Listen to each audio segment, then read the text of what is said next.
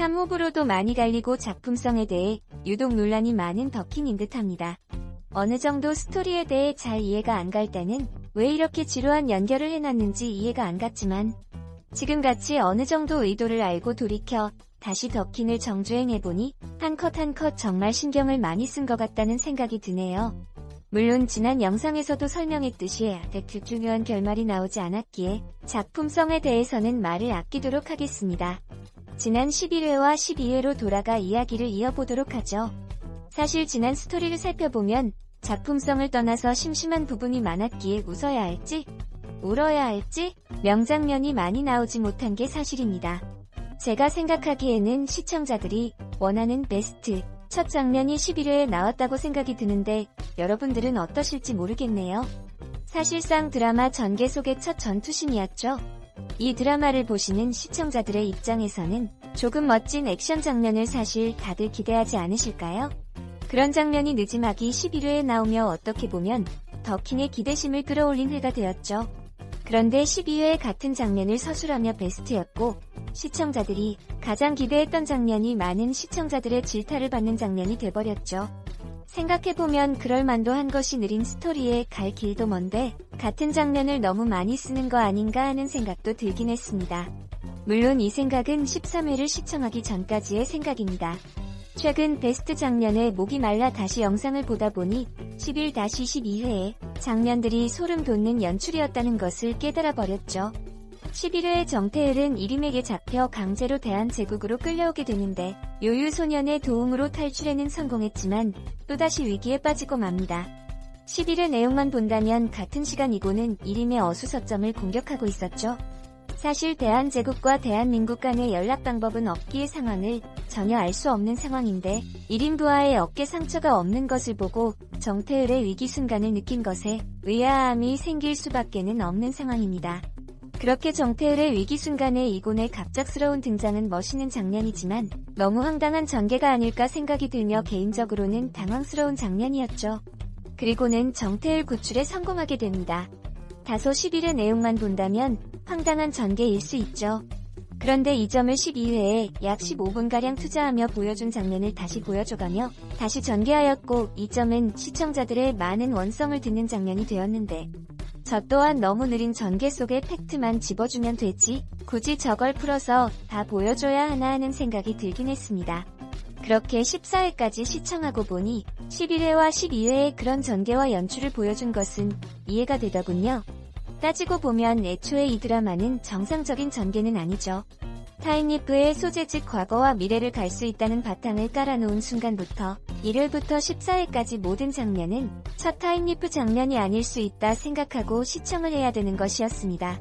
바꿔 말하면 정태을을 구하기 위해 이곤은 발빠른 차량이 아닌 굳이 공간이동을 상징하는 맥시무스를 타고 왔고 총이 아닌 공간의 열쇠로 풀이되고 있는 사인검을 들고 정태을을 구하기 위해 달려오는 연출을 보였죠. 결국 모든 연출은 과거와 미래를 이동할 수 있는 타임슬립에 초점을 맞춰 모든 연출이 이루어졌다고 볼 수 있습니다. 그렇다면 정태을도 원래 그 시간에는 죽었을 운명이었지만 누군가의 타임슬립으로 인해 운명이 바뀌었다는 것을 맥스무스를 통해 보여주고 사인검을 휘두르며 적을 제압하고 있는 이곤의 모습은 운명을 바꾸어 개척하고 있다는 모습을 시청자들의 상상력으로 하여금 보여주었던 장면이었습니다.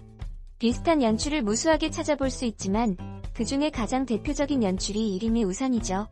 댓글을 통해 가장 많이 질문하시는 내용이기도 하고 저 또한 가장 궁금한 부분이었는데 처음에는 그냥 단순한 떡밥이라고 생각했지만 그냥 베벨 꼬인 과거와 미래에 대해 시청자들에게 생각하라고 던져준 연출이 아닐까 생각해 볼 수 있습니다. 계속해서 말씀드리듯이 시청자들에게 요구하는 것이죠. 이림의 우산이 왜 여러 개일까는 시청자들에게 생각하고 상상하라는 요구였습니다. 14회까지 내용을 본다면 결국 현재 우리가 보고 있는 이곤의 모습처럼 이곤 뒤에는 미래를 바꾸기 위한 이곤이 존재했겠죠. 이 말은 무한적인 타임리프를 상상해 볼 수 있습니다. 이곤의 어린 시절을 구한 이곤처럼 이곤 뒤에는 또 다른 이곤의 모습이 존재했을 것이고 우리가 보는 시간 여행 속의 이곤은 타임리프를 끊어낼 마지막 이곤이 아닐까 생각이 듭니다. 이렇게 더킹 영원 이곤주는 한마디로 어려운 드라마입니다. 모든 스토리를 다 보여주는 것이 아니라 구간의 포인트와 맥락만 보여준 채 나머지는 시청자들의 상상력을 요구하고 있죠. 여기까지 이해가 되셨다면 이제 15회를 볼 자격이 주어진 셈이고, 이해가 안 되었다면 15회는 또다시 혼돈일 수밖에 없습니다. 자, 이제 15회 내용을 출발해보도록 하죠. 연과 일 사이에 머물며 시간을 빨리 감고 있던 이고는 오늘 원래 있던 시간까지 시간을 감아 정태일과 다시 만나는데 성공했습니다. 여기서는 다소 설정 자체가 의문이 많이 드는 상황이었습니다. 세계를 이동한 것이 아니라 이고는 연과 일 사이에 머물며 시간을 빨리 감았을 뿐이죠. 그렇다면 원래 세계에 있던 이곤이 존재해야 하며 이곤이 둘이 되어야 하는 상황인데, 오늘 15회 모습에서는 다른 이곤의 모습을 찾아볼 수가 없었습니다.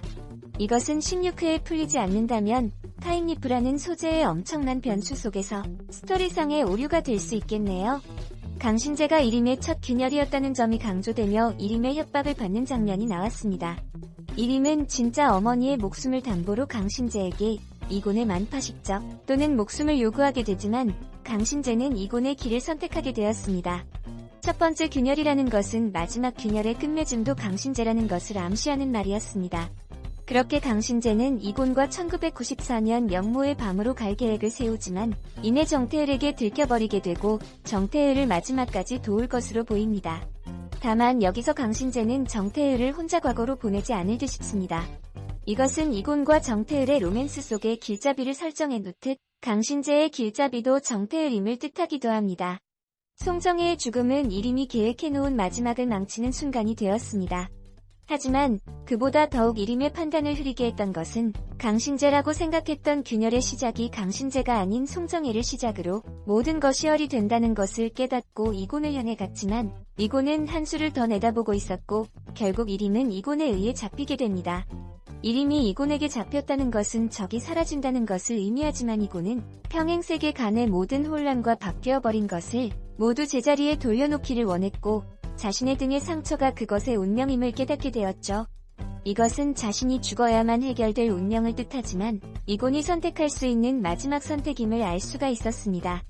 구서령은 만파식적을 손에 넣기 위해 이림을 접촉하지만 이림의 야욕의 크기는 구서령의 야욕과 비교하여 절대 작지 않다는 것을 보여줍니다. 지난 회차에서 구서령은 엄마가 바뀔 것에 대비해 암구호를 고등어로 정해놨으나 오늘의 구서령은 엄마는 암구호를 대지 못했습니다. 결국 이림은 구서령의 배신을 대비해 벌써 엄마를 대한민국 사람과 바꾸어 놓은 상황인 것을 뜻합니다. 이렇게 구서령은 만파식적의 주인이 되고자 했으나 오히려 자신의 계획은 이루지 못한 채 이림의 야욕에 잠식되고 맙니다. 이것을 뜻하는 연출이 있었죠. 엄마와 통화를 할 때 비추었던 엄마 앞에 흐릿하게 보이는 우산 이림의 표식을 연출한 것으로 보입니다. 그동안의 이곤의 길잡이는 정태을이었으나 사랑의 위기 속에 길잡이가 이곤으로 바뀌었음을 암시했습니다. 정태을은 이곤을 따라 1994년 영모의 밤으로 돌아가려는 계획을 만들었습니다. 결국 자신의 모습을 한 루나에게 자신의 모든 것을 부탁한 채 진정한 시간의 여행자가 될 것으로 보입니다. 자세한 풀이는 예고편 풀이를 할 때 이어서 하도록 하겠습니다. 마지막 장면에 이곤의 앞길을 막는 것은 언제나 그랬듯 조영이었습니다. 그 누구보다 황제가 행복해지기를 원하던 천하제일 검이라 불리던 조영이었기에 조영의 행보는 빛보다 더 많이 빛나는 장면이었습니다. 사실 이 장면은 해석보다는 한마디 덧붙이고 싶은 생각이 드는데, 그동안의 조연 배우들 중 가장 활용도가 낮은 역할이 조영이었습니다.